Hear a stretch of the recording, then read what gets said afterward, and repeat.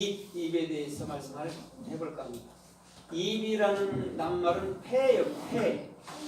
폐인데 말이 뭐냐면 하나님이 말할 때는 아마르, 우리한테 증거됐을 때는 다마르, 똑같은데 아마르는 하나님을 배우는 것이고 다마르는 우리 안에 그리스도가 영원한 생명이 되는 것을 얘기해요. 그러니까 같은 거예요. 아마르나 다마르나.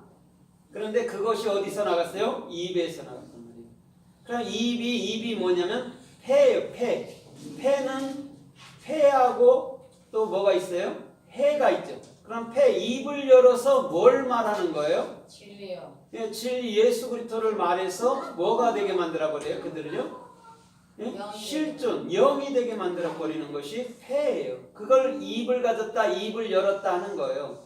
그래서 우리 주님께서 당신이 잃은 말이 곧 뭐라고 그랬어요? 영이요 생명이라고 말한 거예요. 그럼 영이요 생명은 예수 그리스도밖에 없잖아요. 그렇죠? 그것을 가졌을 때 우리가 영이 됐다, 우리가 예수 그리스도가 됐다 이렇게 말하는 거죠. 그래서 주님께서는 그 입에서 나간 말은 결단코 실수도 실패도 하지 않냐고 그대로 다시 완벽하게 돌아온다고 말씀해 주는 거예요.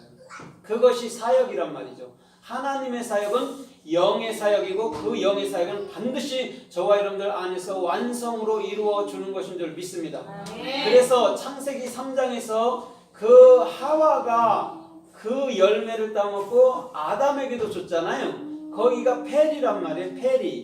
페리는 무엇이냐면 입을 열어서 라메도 일으켜주는 거예요. 그래서 자기가 먹고 남편에게도 주는 거란 말이에요. 그러면 이렇게 보세요. 우리가 예수 그리스도를 배웠어. 그러면 그 배운 예수 그리스도를 반드시 어떻게 해요? 증거해야 된다는 얘기예요.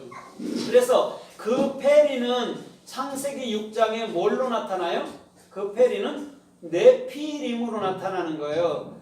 하나님의 아들과 사람의 딸이 연합했을 땐 네피림, 눈, 그리스도 예수가 규정되면 입을 열어서 말한다는 거예요. 입을 열어 사역한다는 게 네피림이란 말이에요. 그럼 하나님의 아들은 누구예요? 그리스도잖아요. 그죠? 영인. 그것을 사람의 딸인 우리가 가졌단 말이에요. 그걸 네피림이라고 하는, 그걸 규정됐어. 네 안에. 뭐가? 예수 그리스도가. 그 다음에 너는 영원히 그 예수 그리스도를 입을 열어서 증거하며 사역하게 될 거야 라는 말이 네피림이란 말이에요. 그 다음에 네피림에서 어디로 옮겨갔어요? 네피림에서 누구에게로? 파라오로 갔죠. 파라오, 이집트 왕, 미드바르, 미즈라임. 하나님의 사역이 있는 곳에서는 반드시 입을 열어야 되는, 그게 이집트 왕이란 말이에요. 그럼 왕은 누구였어요? 예수 그리스도였고 곧 그 왕은 우리 각자였죠. 베드로전서 2장 9절에 보면 그거란 말이에요. 예수 그리스도를 배워서 입을 열 줄 아는 자가 왕이에요. 그러면 만약에 입을 열지 못하는 자는 뭐예요? 뭐라고 그래요? 벙어리라고 그러죠. 근데 오늘날은 입을 여는 자들이 너무 많죠. 그렇죠? 뭐 불교를 비롯해서 뭐 이단들도 수없이 많고 뭐 천주교, 기독교, 원불교 뭐 너무 많잖아요. 그죠? 입을 여는데 한마디도 아마르, 하나님을 배워서 온전된 말을 우리에게 예수 그리스도로 잉태시켜주는 일은 하질 않아요. 그럼 그게 가짜인 것이죠. 그게 소경이고 곧 그게 벙어리란 말이에요. 그래서 우리 주님은 이사야 42장에 적어도 우리 주님은 내가 소경으로 너희에게 왔다고 얘기하는 거예요. 알지 못하기 때문에. 그래서 육체의 생각을 십자가에 못 받고 나니까 이제는 하늘의 음성이 들리더라는 거예요. 그게 영의 사람이라는 거죠. 그래서 그 파라오가 신약에는 누구로 나타났다고 그랬어요? 바리새인으로 나오는 거예요. 입을 여는 자예요. 못된 자들이 아니고 바리새인이란 말이에요. 그런데 그 바리새인의 대표격으로 사역하는 사람이 누구예요? 파울이죠. 피읍, 입을 열어서 말하는 자. 그래서 이방인의 사도가 됐다고 사도 바울이 스스로 말하는 거예요. 난 너희에게 스승이 됐어. 이방인의 스승이야. 일만인의 아비야. 이렇게 자꾸 말하는 거예요. 그럼 육적으로 바리새인을 해석하면 어떤 뜻이냐면 굉장히 거룩하고 고상한 자예요. 육적으로도 해석은. 바리새인이라는 말 뜻이 이스라엘 그 히브리어로. 근데 실상은 많은 사람들이 그 바리새인들의 육적인 행실을 보니까 저건 바리새인이다. 저것들은 뭐예요? 행위에 치우친 자다. 이렇게 말하는 거죠. 행위에 안 치우치는 자들이 사람 중에 어디 있습니까? 다 행위에 치우친 자.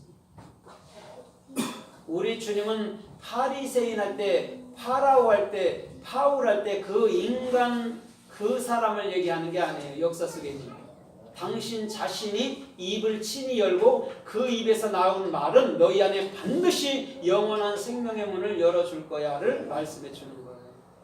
그래서 이사야 지금 55장 11절에서 내가 한 말은 절대 실수하거나 헛되이 돌아오지 않는데요. 반드시 완벽하게 열매를 맺는다는 거예요. 그래서 사람이 계획할지라도 그 발걸음을 인도하시는 분이 누구라고 그래요?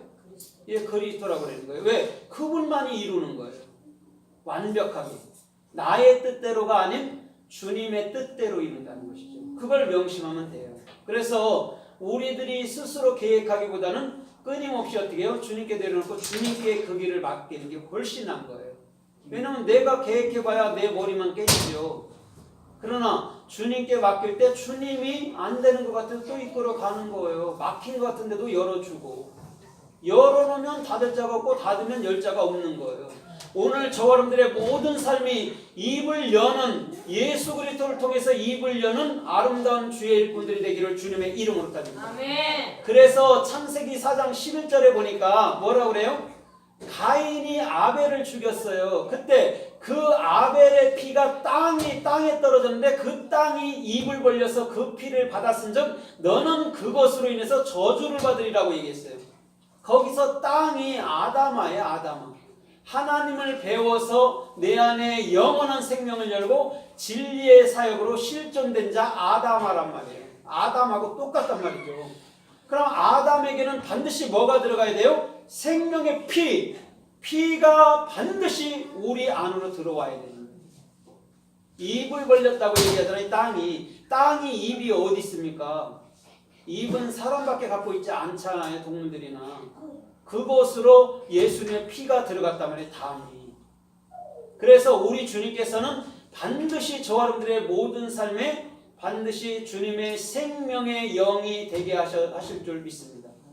그러면 아벨은 카인, 크리스의 소망을 간직한 자한테 육적인 생각이 죽는 게 당연한 거예요. 그래야지만이 아벨이 영이 되는 거예요. 그걸 하벨이라고 그랬잖아요. 하벨. 원래가 하벨이란 말이에요. 우리나라 음역으로 그냥 아벨로 한 거지 원래는 하벨이란 말이죠. 그리스도가 생명의 영인 실존이 된 자를 아벨이라고 얘기하는 거예요. 그거 알기 위해서 가인이 아벨을 죽인 형국으로 그려진 거란 말이에요. 오늘도 저와 여러분들의 모든 삶도 변함없이 참된 입을 갖고 그 말씀을 열기를 주님의 이름으로 드립니다. 나머지는요 다 아랫말이에요. 아랫말은 다 뭐예요? 가짜라고 얘기했잖아요. 그래서 사기꾼들이 입의 말이 그렇게 좋은 거예요. 그래서 넘어가는 거예요. 사기꾼들은 입이 좋단 말이에요. 그러나 진실한 자들은 입이 좋은 것보다는 참말을 한다는 걸 진실이라고 얘기하는 거예요. 세상에서 아무리 좋은 말해도 사기친다면 그건 사기꾼인 거예요. 그러나 아무리 어두운에도 참말을 한다면 그는 뭐예요? 참된 사람이라고 얘기하는 거예요. 그래서 창세기 8장 11절에도 보니까 노아가 그 방주 안에서 물이 강한 여부를 알고자 까마귀를 내보냈어요. 까마귀는 왕래했다고 얘기했어요. 그런데 비둘기는 어떻게 됐어요? 두 번째 나간 비둘기는 갈람새 잎사귀를 그 입으로 어떻게 물고 왔어요. 그럼 왜 갈람새 잎사귀를 물고 왔을까요? 갈람새 잎사귀가 뭘까요 도대체? 예? 새 잎사귀라고 말했는데 그건 그리스도인 줄 믿습니다. 그렇죠? 그 입은 반드시 우리가 예수를 증거하잖아요. 근데 그 예수를 증거하는데 그것이 곧 누구로 들어오게 되는 거죠? 우리 안에 영으로 들어오잖아요. 그리스도로 들어오잖아요. 그게 갈람새 잎사귀, 올리브 잎사귀란 말이죠. 그런데 요한계시록 22장에 보니까 그 올리브 잎사귀는 만국을 소생하기 위해서 있더라고 얘기했잖아요. 그럼 만국을 소생하게 하는 분은 누구밖에 없어요? 예, 그리스도밖에 없어요. 그래서 창세기 8장 11절에 그 비둘기가 요나라는 그 눈, 내 안에 예수가 규정된 그 요나가 갈람새 잎사귀를 물고 있는 거예요.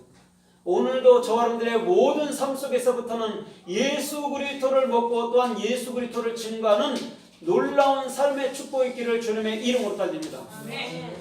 그래서 창세기 29장 2절에 보니까 야곱이 밧단 아람이라는, 그렇죠? 밧단 아람이라는 그 삼촌네 집으로 향할 때에 어느 우물 곁에 딱 앉아 있었어요. 그때 라헬이 그 우물에서 뭘 먹이고 있어요? 라헬이? 예? 양떼들을 먹이고 있죠. 거기서 우물은 뭐냐면 폐예요, 폐. 폐를, 입을 거기는 우물로 해석해 놓은 거예요. 왜냐면 그 사람들이 입 옆에 앉았더라 말이 돼야 한대요. 안 되죠? 그러니까 뭘로 딱 갖다가 포장해 놨어요? 샘으로 갖다 포장해 놓은 거예요. 거기에 앉았더라 얘기하는 거예요. 근데 거기가 그 샘이 폐란 말이에요. 입이란 말이에요. 그래서 그 물은 계속 솟아나는 것처럼 입에서도 말이 계속 흘러가는 것인 줄 믿습니다. 그래서 이 사람들의 해석을 그렇게 한 거예요. 그러나 우리 주님은 그 야곱은 그 진리를 흘려주는 자로서 리브가에게 예수 그리스도를 증거해주는 놀라운 삶의 축복이 있는 자인 줄 믿습니다. 그때 라헬이 자기네 집으로 뛰어가는 거예요. 내가 우리의 친척 야곱을 만났다고 자기네 누구한테 말을 해요? 라헬이? 누구한테 말해요? 아버지죠? 예? 아버지에게 말을 하잖아요. 그때 아버지가 달려나와서 야곱을 맞잖아요. 오늘 저와 여러분들의 삶도 마찬가지인 거예요. 진리를 가진 자가 반드시 그 진리를 갖고 갔을 때는 영접하러 가는 것인 줄 믿습니다. 그래서 마태복음 25장에서도 열 처녀가 누구를 영접하러 가요? 그리스도 예수를 영접하러 가잖아요. 그래서 미련한 처녀로서 그 진리를 배우고 있겠더니 슬기로운 처녀가 되더라. 그래서 그들이 등과 기름을 가졌다라고 얘기하는 거예요. 우리는 반드시 예수 그리스도를 함께 갖는 자여야 될 줄 믿습니다. 미련한 처녀는 등만 가졌다 했잖아요. 그런데 슬기로운 처녀는 기름을 가졌다 했잖아요. 그럼 등이라는 게 예수잖아요. 예수와 육체, 행위. 그런데 그 안에 슬기로운 처녀는 기름을 가진 거예요. 르아우 성령을. 그럼 미련한 처녀는 기름, 성령만 가지면 되는 자들이란 말이에요. 오늘 저와 여러분들의 모든 삶도 그러한 줄 믿습니다. 선악이 없으니까 여러분들 얼마나 좋아요. 미련한 처녀는 지옥 가는 처녀가 아니고 그리스도를 배우를 자고, 슬기로운 처녀는 배운 자로서 그 예수를 증거하는 자로서 어떻게 해요? 1달란트, 5달란트, 2달란트, 10달란트가 나오는 거예요. 그럼 1에서부터 10까지 예수는 다 누구를 얘기한다고 그랬어요? 에아드는 아세르라고 그랬잖아요. 그건 누구? 아세르가 누구예요? 예수는 그리스도라는 거예요. 에아드는 하나를 얘기하잖아요. 하나님을 배워서 영원한 생명의 문을 어떻게 해요? 여는 자. 생명의 문을 여는 자가 에아드란 말이죠. 그리스도의 생명으로. 그럼 그